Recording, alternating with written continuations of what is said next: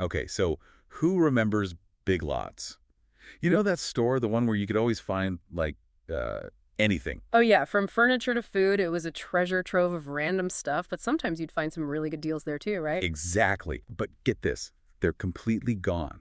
Like, poof, all the stores are closed. They liquidated everything. It's kind of wild, you know? To think that a retail giant like Big Lots, they had over 1,400 stores at one point, just went from booming to bust seemingly overnight. It's a pretty crazy story. It is. And that's exactly what we're diving deep into today to try and figure out, like, what happened? What went wrong? And what does it all mean for the future of, shopping? Yeah. For all of us. We've got excerpts from Placed Text here, some articles from Yahoo Finance, and even The Sun. Plus, we dug up Big Lots' own press release, the one where they announced all the closures. Oh wow, so we're really going in deep on this one. Oh, yeah.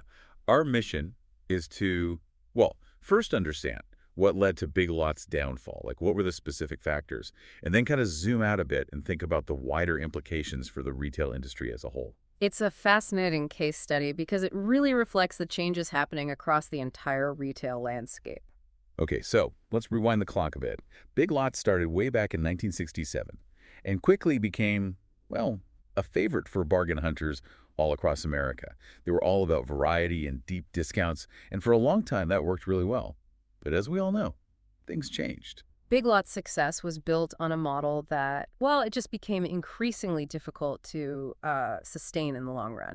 The rise of e-commerce wasn't just like a gradual shift. It completely transformed the game. It's like, I mean, think about it. You can order almost anything online now.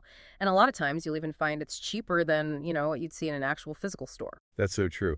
Pasted Text actually talks about how Big Lots really struggled to compete with online giants like Amazon.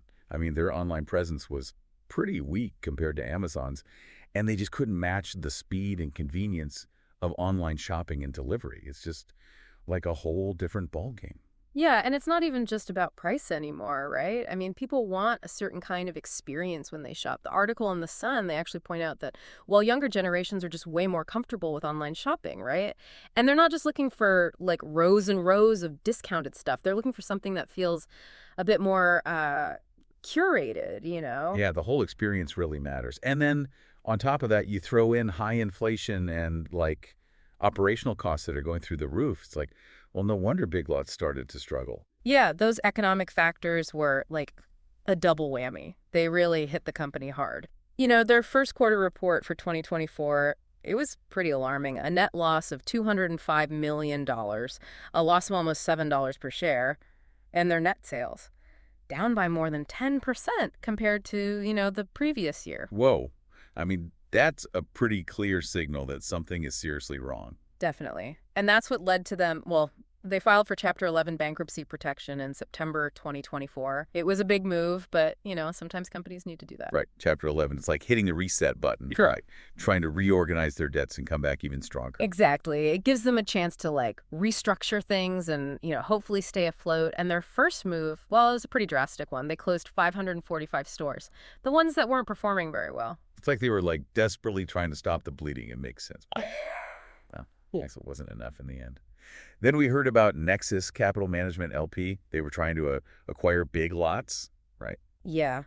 I mean, that could have been a game changer. Like, imagine a big injection of capital, right? They could have turned things around. But the deal fell through in December. Which unfortunately brings us to the final blow, liquidation. They shut down all of their remaining 963 stores, and over 30,000 employees lost their jobs. It's got to be heartbreaking. Absolutely. It's a stark reminder of, like, the human cost of these big business decisions. I mean, 30,000 employees. Think of all the families and communities that were impacted by this. A lot of them relied on Big Lots for, affordable goods. Especially in economically disadvantaged areas. The Yahoo Finance article really drove that point home. Yeah, it did. And it's important to remember that Big Lots, well, they're not alone in this. We're seeing other retailers facing similar difficulties, like Conn's Home Plus, and Red Lobster. They're all grappling with the same issues. E-commerce, consumers' habits are changing, and, well, the economic climate is just really tough right now. So taking a step back, what can we learn from all this? From Big Lots' downfall, I mean. Well, I think I think the biggest takeaway is that you have to adapt, right? You have to be innovative. Big Lots was successful for a long time, sure, but they didn't really evolve with the market. They needed to embrace e-commerce, really go all in on that, maybe offer a more curated experience, something that feels, well, special. Maybe they even needed to rethink their entire business model.